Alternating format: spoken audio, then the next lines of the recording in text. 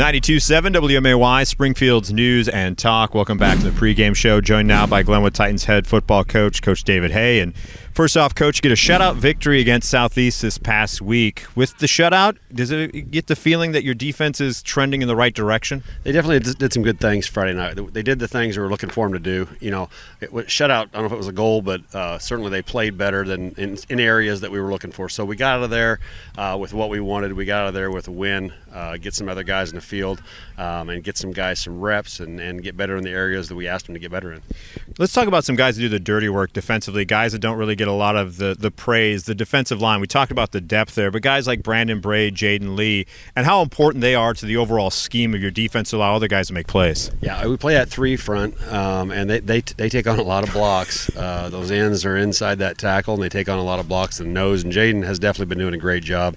He's been whipping some centers this year, and I'm sure he's something that teams are going to look at in the as their game plan. They got to have to deal with that kid in the middle. You lose Tyjon Randall in the midst of that game. You already didn't have Galashki Blaze, but yet you still put up 42 points. Does that speak to not only the depth of the program, but kind of that one-way philosophy of next man up? Well, you have to do that. Those other guys have to go and make plays, and Drew's been doing that for a couple of weeks. But those other receivers got to step up and make plays, and they're not out there just for window dressing. They got to go out there. They got to make plays, go up and get the football, compete. And I thought we did a pretty good job of that.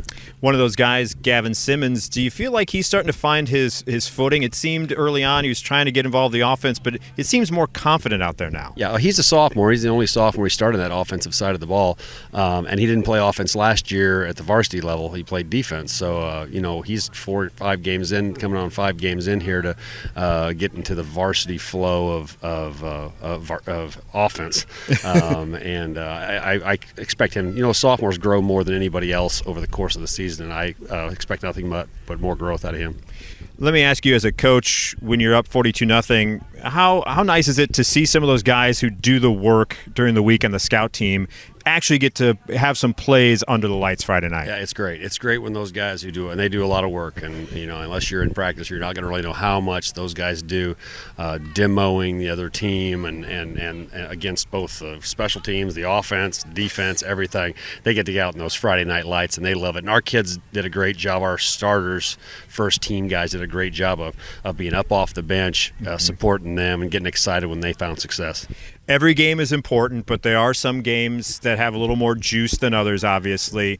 How, as a coaching staff, do you maintain that focus not only for your team but the staff when those games with a little more juice come on the schedule like this week? Well, you're planning ahead for those things. You're looking down the line, and you know that these things are coming and trying to plan for where you want them when you reach that stage. Where you want them mentally and physically, and both in implementing the offense and defense in terms of scheme. So, you definitely look forward to those games and plan beyond 1 week at a time over the course of the season. You got to focus on that 1 week, but you definitely get that long-term plan as well.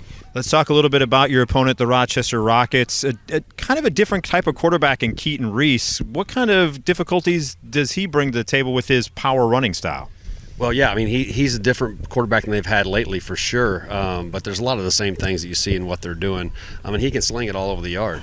So dealing with his power game between the tackles, and even outside, they get him outside, is going to be a challenge. It's a challenge for teams. You got to come tackle, and he's a big target to tackle, and he can beat you with his arm and his legs. So he's definitely a serious threat that we're going to have to address.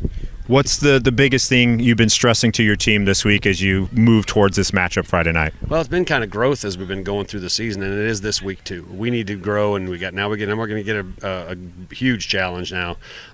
We got to go out and meet it, but we got to do the same things we've been doing. We got to do the same kind of basic things: play for 4 quarters, come out and play, and get off the bus and play right off the bat. And all these lessons we've learned the first 4 weeks, we hope that they show out in week 5.